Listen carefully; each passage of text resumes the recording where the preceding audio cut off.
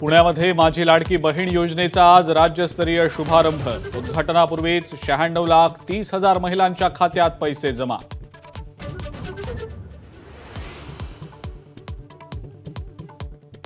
लाडकी बहीण योजनेचा आज पुण्याच्या बालेवाडीमध्ये भव्य सोहळा। वाहतूक कोंडी टाळण्यासाठी महामार्गावरील अवजड वाहनांची वाहतूक 24 तासांसाठी बंद राहणार।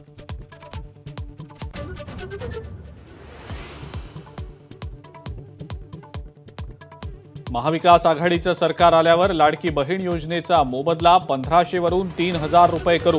खासदार संजय राऊतांचं वक्तव्य।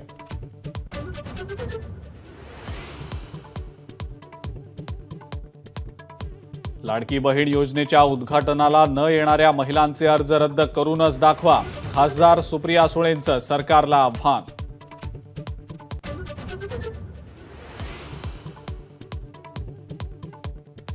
राज्यातल्या दंगली या सरकार पुरस्कृत। विजय वडेट्टीवारांचा गंभीर आरोप। आशिष शेलार राजकीय नेते की गुंड असाही केला सवाल।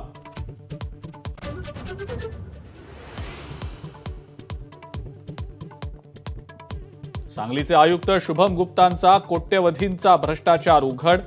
आदिवासी प्रकल्प अधिकारी असताना बोगस गाई म्हशींच्या वाटपाद्वारे अपहार।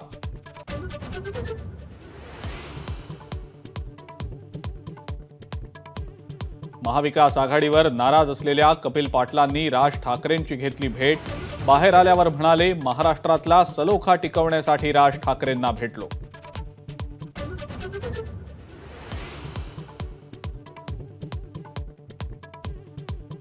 भाजपचा नवा राष्ट्रीय अध्यक्ष निवडीसाठी आजपासून प्रक्रिया सुरू। दिल्लीमध्ये राष्ट्रीय पदाधिकाऱ्यांची आज बैठक। मोदी बैठकीचा समारोप करणार।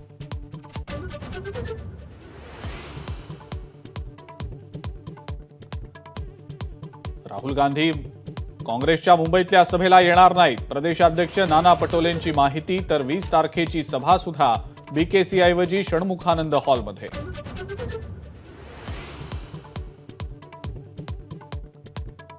एसटी बसच्या ताफ्यात नव्या 2250 बसेस दाखल होणार। मुख्यमंत्री कार्यालयात अडकली होती फाईल। एबीपी माझावर बातमी लागल्यावर अशोक लेलँड कंपनीला वर्क ऑर्डर।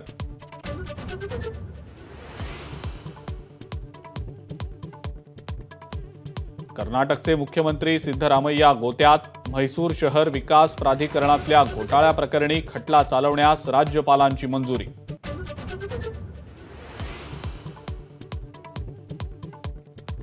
बांगलादेशमधल्या हिंदूंवरील अत्याचाराविरोधात आजही राज्यात अनेक ठिकाणी निदर्शनं। धुळे, नांदेड, जालना, धाराशिव, उल्हासनगर, यवतमाळमध्ये बंदची हाक आणि मोर्चे।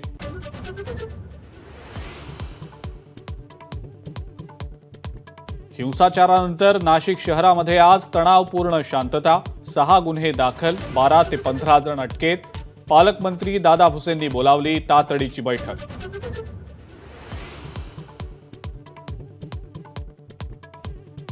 अकोला जिल्ह्यामध्ये ढगफुटी सदृश पाऊस। मोहाळा गावात अनेकांच्या घरात शिरलं पावसाचं पाणी।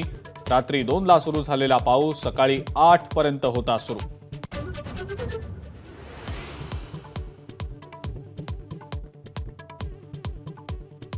आणि कुस्तीपटू विनेश फोगटचं मायदेशात जल्लोषात स्वागत। स्वागतासाठी दिल्ली विमानतळावर साक्षी मलिक आणि बजरंग पुनियाची हजेरी।